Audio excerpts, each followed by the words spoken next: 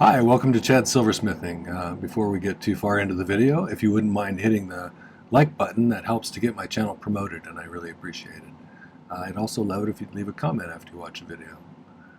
I've been feeling like doing something sort of abstract with a lot of different shapes and kind of maybe create some texture just with shape, and I'll show you what I mean when I show you what I'm going to do here in a minute. But I think I'm going to make a pendant, and I picked out a little trillion amethyst, and we'll make kind of an abstract pendant, and we'll see if we can get some kind of cool, interesting patterns and shapes put together. So before we get started though, I'd like to thank some people. I wanted to thank my patrons over on Patreon.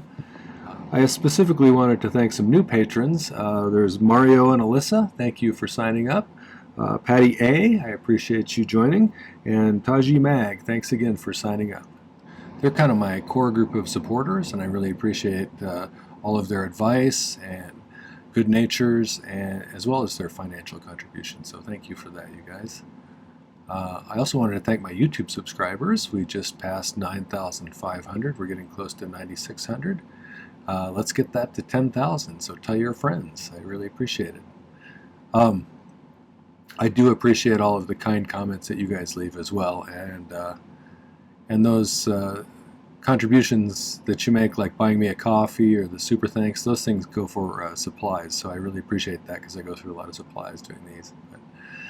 But, thanks for that, and let's get started on this project.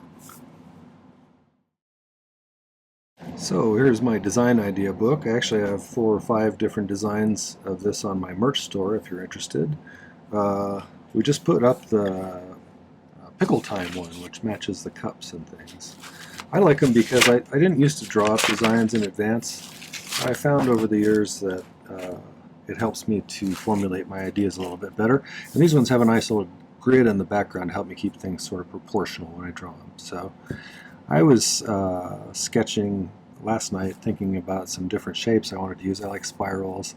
I was thinking of using some kind of like grain-shaped pieces of maybe thick half-round wire that I've filed, and just some various miscellaneous fun shapes to kind of use the various shapes to kind of create almost a bumpy three-dimensional texture. And I like abstract art, so it's kind of fun to think about different ways you can put stuff together. Out of these, this, and this were the first 3 I drew. I think I like this one the best. Then I continued to think about things, and I had the book upside down. I think I'm going to do something like this.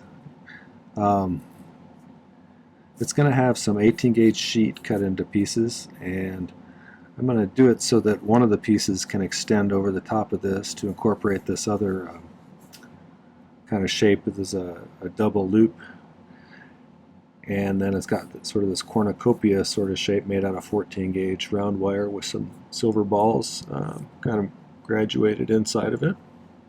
And then I'm going to make a spiral, like a triple spiral, out of some flattened 14 gauge square wire.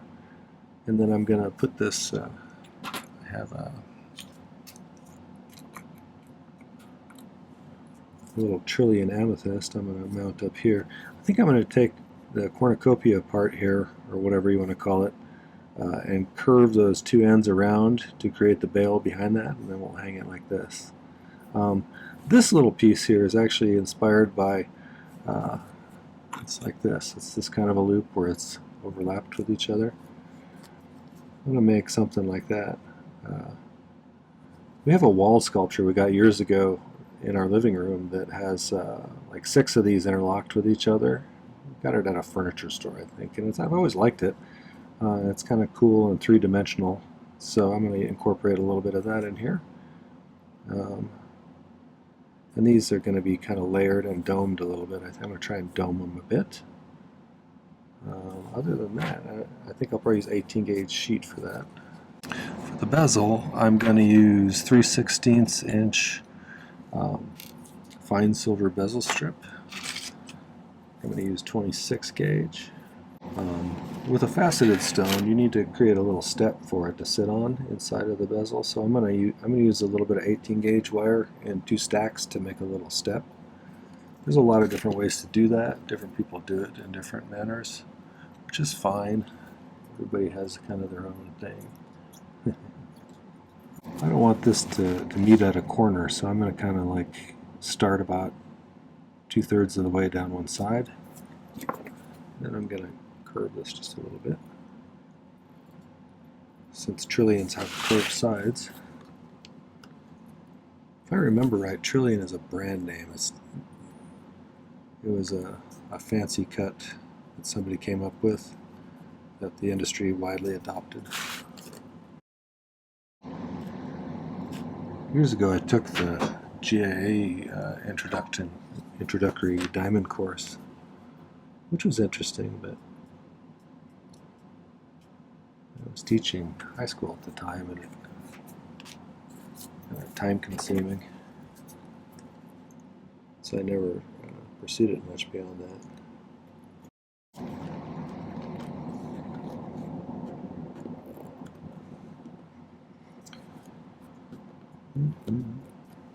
That looks pretty close.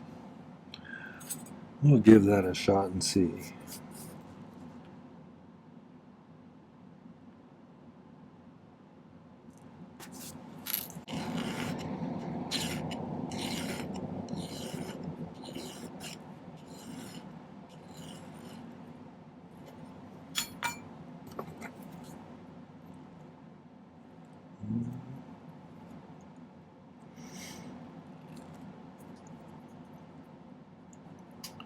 If you've not been to my channel before, I use hard silver sheet solder primarily, and a liquid flux called My-T-Flux. My torch is a Silversmith model, which is their acetylene air torch, and it's a great torch. I really like it. They're not a sponsor, but I wouldn't mind sponsoring you, Smith. Or having you sponsor me, I should say. Smith, are you out there?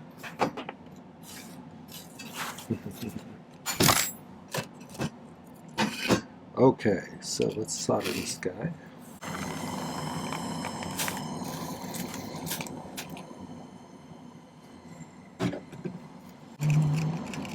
Oops, come here. Just put him right on the solder joint there.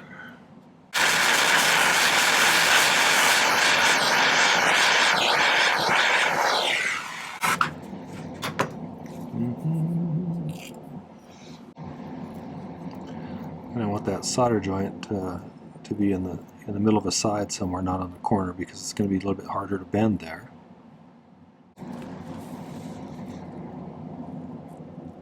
I think we did probably okay on the size. Let's see.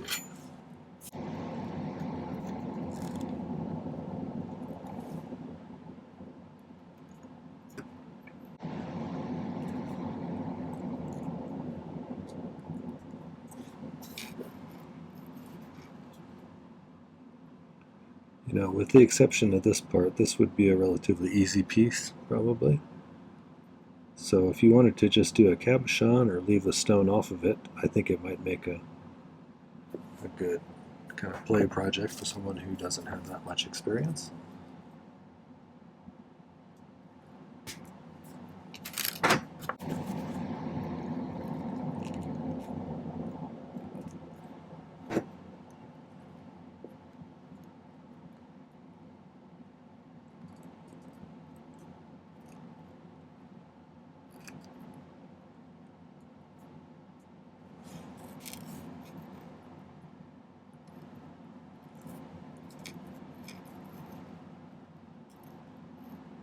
It's pretty close, just a skosh too big still, so I'm going to snip a little piece out.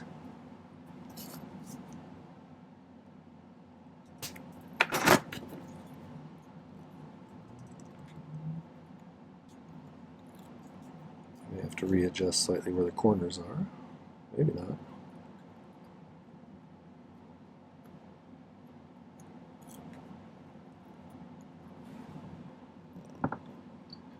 I had a lot of trouble when I first started shaping wire to be just how I wanted it to. Over time, after you've done it a while, it starts to obey your orders for some reason.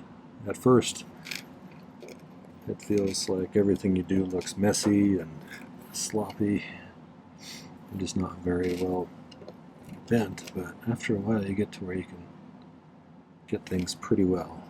But it just takes a little practice, so don't give up if you're new to this. Alright, I'm going to call that good on that one. Let's make one more to sit on top of it. So I'm pushing them to sit down in there as best I can so they're nice and flat and laying as close to the bottom as possible. Now what I'll do is I'll cut a few pieces of solder, and I'm just going to flux this, set this on top of a few pieces of solder so it's touching both the wire on the inside and the bezel on the outside. And if I heat it up to the right temperature, it should just draw it up in there.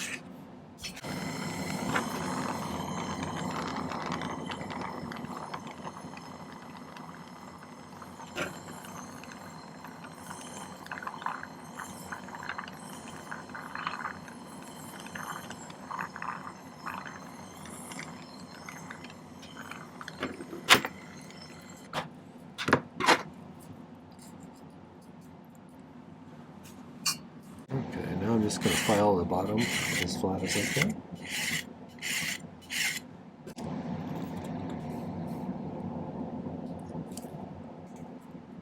And we'll just go down in there. We'll be filing it down to the right height so that the top of it just barely goes over the girdle of the stone. Need to start making the components. So, to start with, I need to make a little more of the square wire. I have some, but I might need some more than this. This is 14 gauge square wire that I just rolled through the rolling mill a couple of times. You could also just pound it flat if you can do it pretty consistently. So I'm going to make a little bit more of that, and then I'll be right back. Okay, so here's the wire. Having rolled it through the rolling mill, it work hardened it really severely, so it's very stiff and springy. And to make it more malleable, we can anneal it, and that's to bring it up to kind of a dull red color with the temperature. And then let it cool off, and then it'll soften that back up again.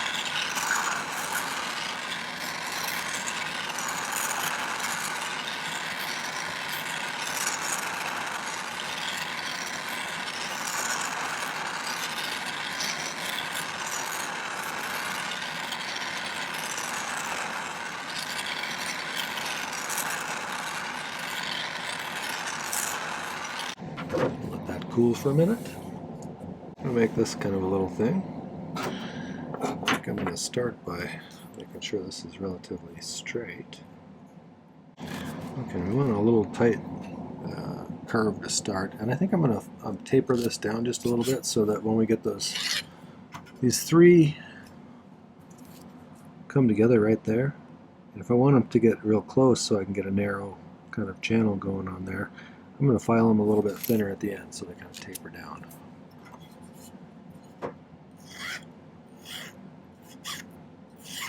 Let's grab our round ends.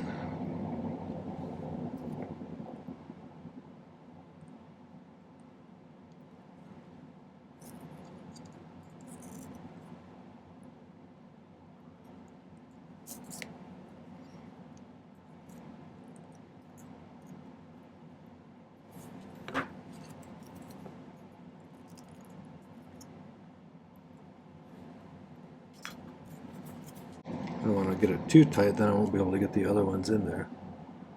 So, start with that. Let's cut it longer than it needs to be.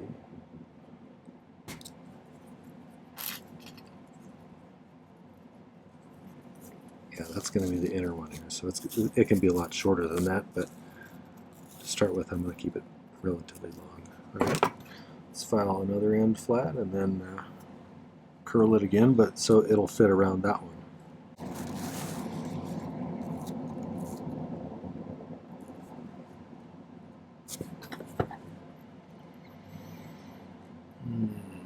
Let's cut it about right.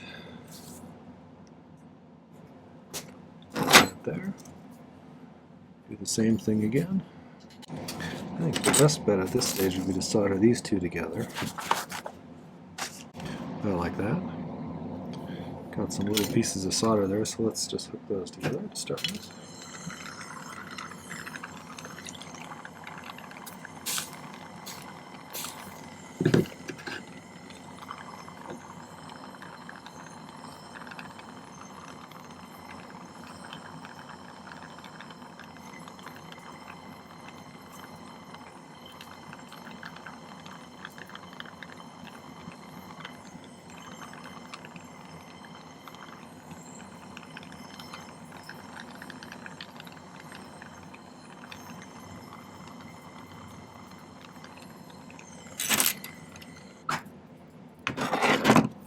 kind of play with the geometry of it a little bit. Let's add this other one. That looks pretty good. It's got a little bit of a separation over there, so we should be able to get a nice solder joint.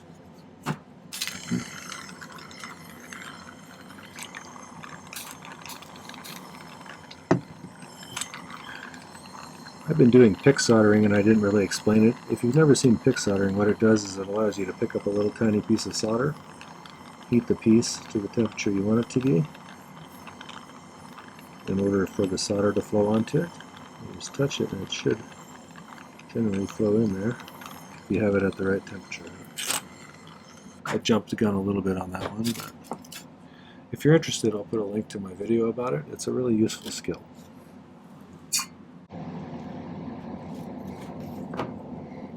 Maybe make a mark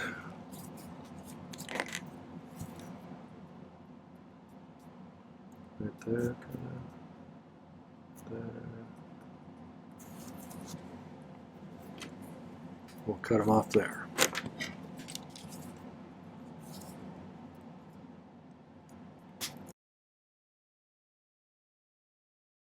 Should we make the, I think let's make the cornucopia shape next. So let me find some 14 gauge. There's 14 gauge round. So if I'm going to have those curve around the back, I'm going to cut it pretty long so I have plenty to work with.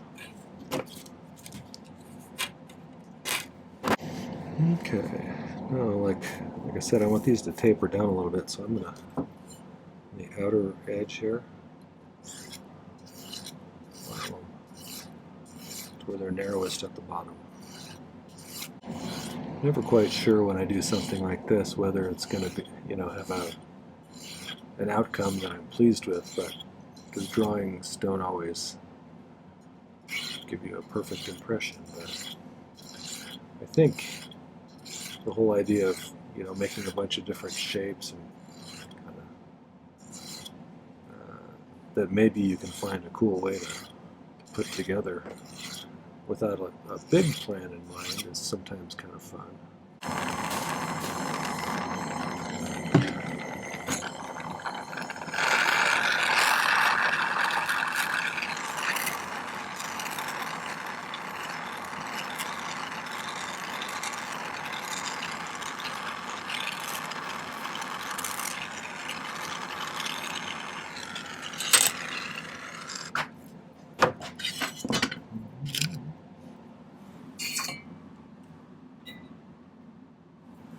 So far, so good.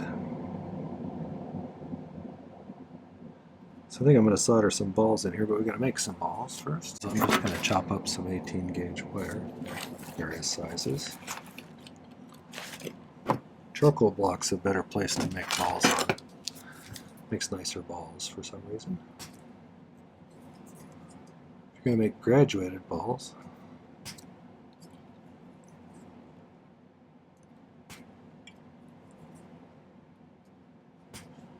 gradually cutting a little bit bigger ones and then melting them into balls.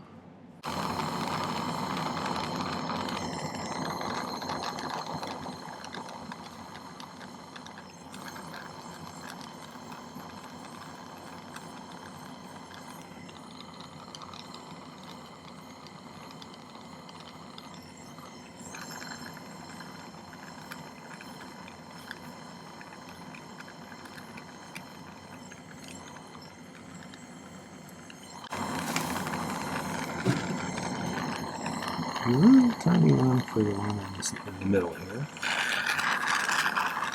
Very smallest one.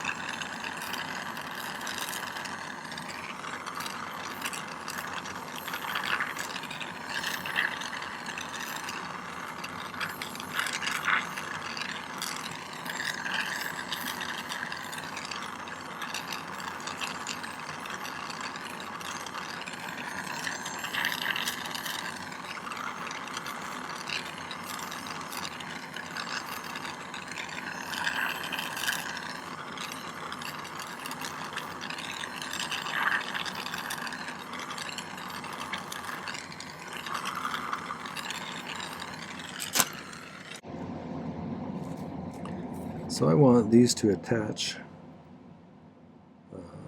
right to kind of the middle of the triangle sides on this. So let's see if I can't figure out how to do that.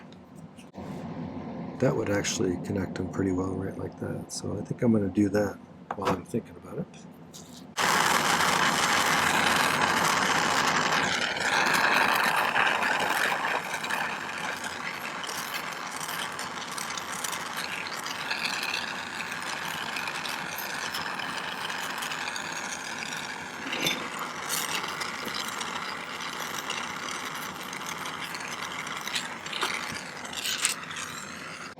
Let's see if I can get those to twist down anymore. That actually fits pretty well the way it is.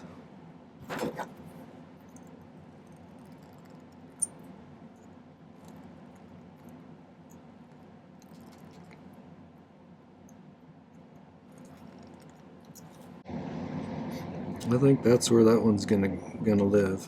So let's do that next. Make a mark down here so that I line it up the way I want it.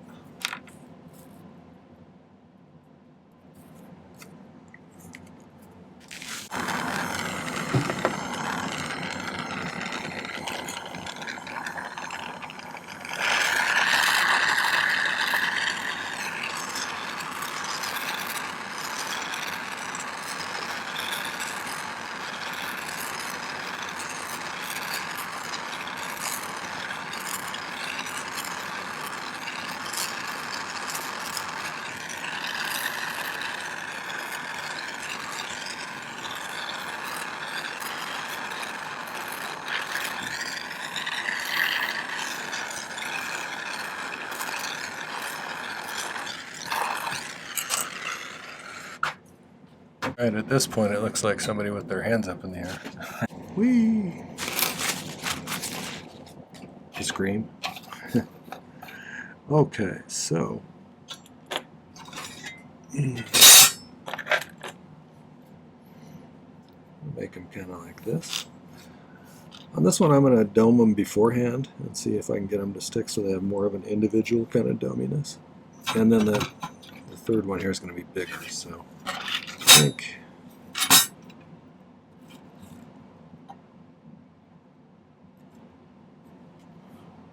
I'm just going to kind of estimate it here. It's about as thick as these little Fiskars cutters will cut without inflicting permanent damage on them.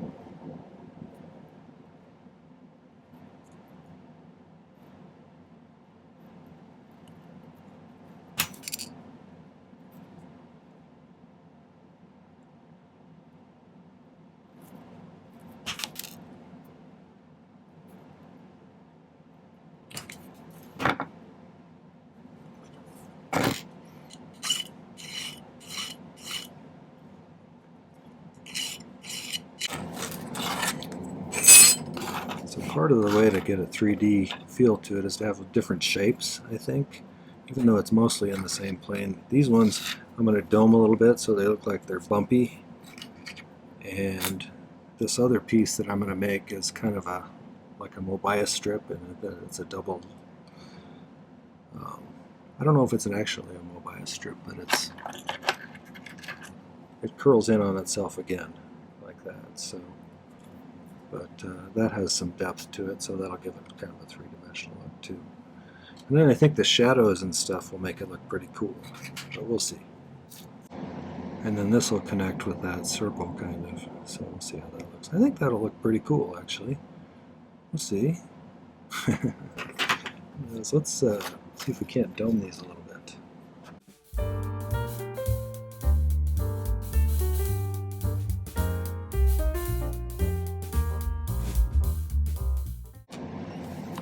I need to use the magnesia block to hold these in place when I'm soldering them together, maybe. Push them in a little bit.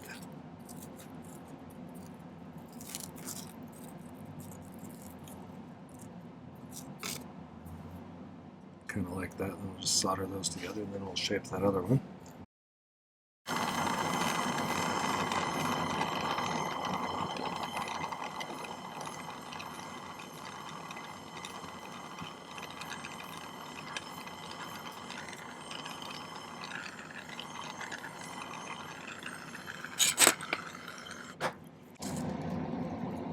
That's kind of how I want that.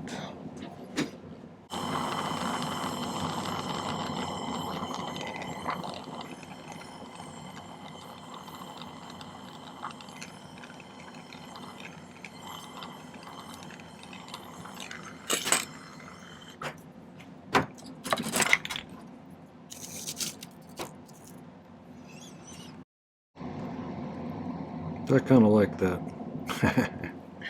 Okay, so I'm going to show you how I made this too.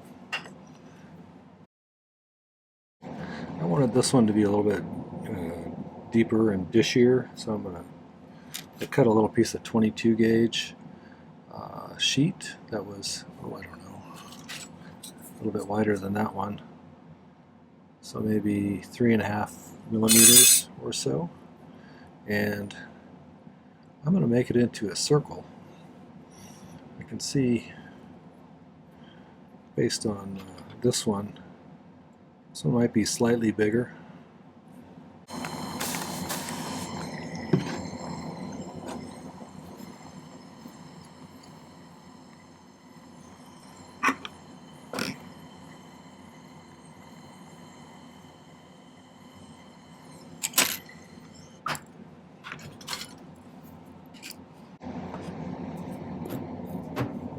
Big enough one to do that. Let's see what I can find.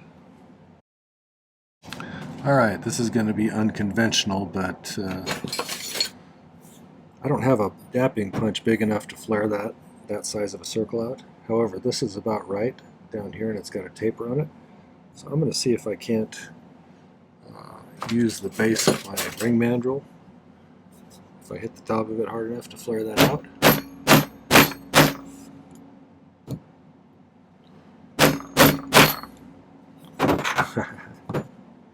That worked pretty well.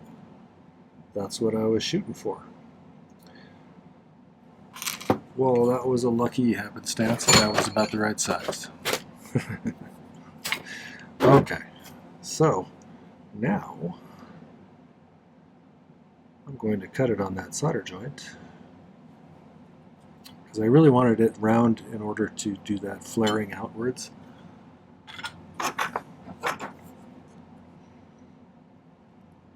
I'll cut it again, and then oh,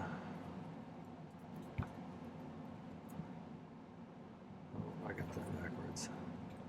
I want the dish side up.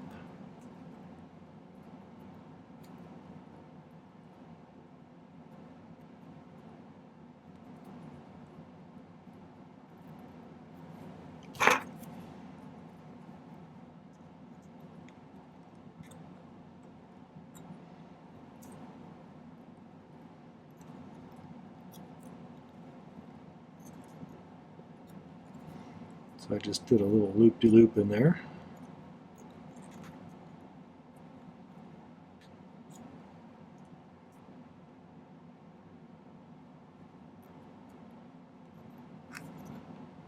And I can straighten that out after it's soldered together, but let's solder that back together.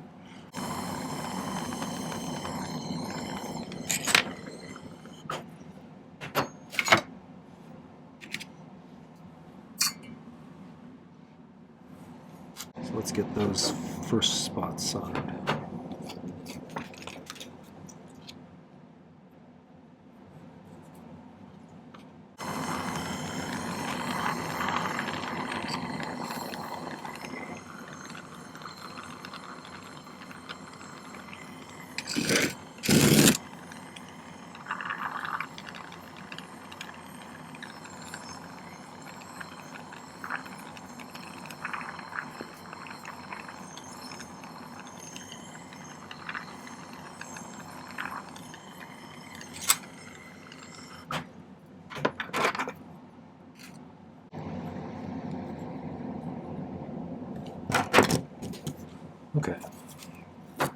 See if I can't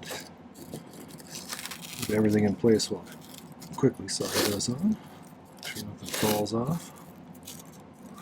Push it into the pad here a little bit.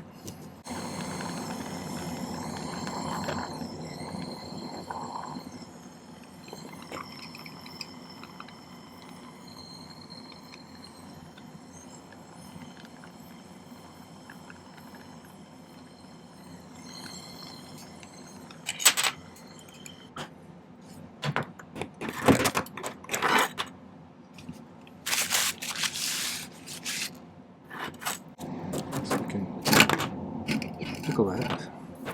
See how it turns out.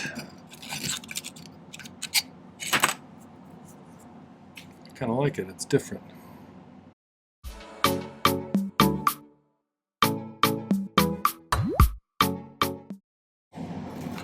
So I got everything kind of cleaned up, and I filed this down to the correct level for this stone, or what I believe to be that. Something I do on stones with sharp corners, that especially faceted stones, is in order to prevent you getting wrinkles in the corners, because you're trying to force too much metal into too small of a space, if you thin those out just a tiny bit, it removes just a little bit of metal. It makes it easier to compress it around those areas. So if you push too hard on one corner before they're all kind of seated, it'll kind of tip the stone up, and that's what I just did. So let's see if we can get that stop moving around.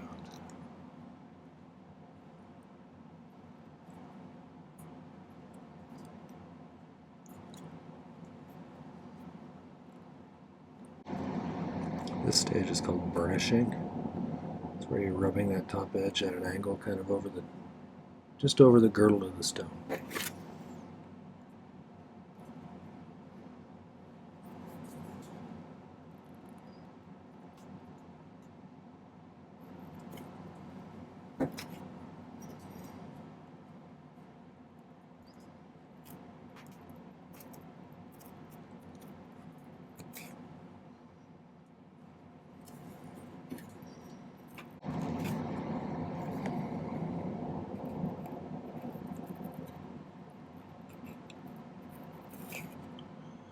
And once you think you have it in there securely, so you give it a little poke from behind, something, make sure it's in there securely.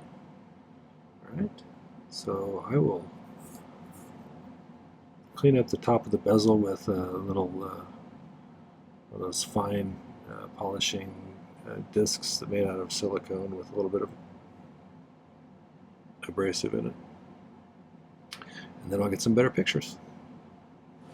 Alright, well that was the abstract shape pendant. I'm not sure what we're going to call this on the thumbnail yet, but if you enjoyed that content, make sure to hit the like button before you leave. I'd really appreciate that. And leave me a comment, let me know what you think, advice for future videos, ideas for videos, all that kind of stuff is useful and helpful. You might want to take a moment and check out some of my other videos. I have almost 300 videos up now, and lots of good project videos to get your ideas flowing. I always struggled with knowing where to start. I had a pretty stone or something and I wasn't quite sure what to do with it. So go through the videos, maybe you'll find some good ideas. After you do that, maybe consider subscribing to my channel. I'd love to have you as a subscriber. The last thing is make sure to hit the video description down below. It includes some important links for me. There's the Buy Me a Coffee link, which, like I said earlier, does the supplies for me. And there's a link to my website where you can get some jewelry that I've made. And there's a merch store link. It has some cool things like the design idea journals that I showed you at the beginning, and some coffee cups and t-shirts and stuff like that. So check that out. And there's also a link to my Patreon if you want to find out more about that. It'll tell you some of the details about the different tiers. So check it out. Come back and see me again. Thanks for watching. Happy silversmithing.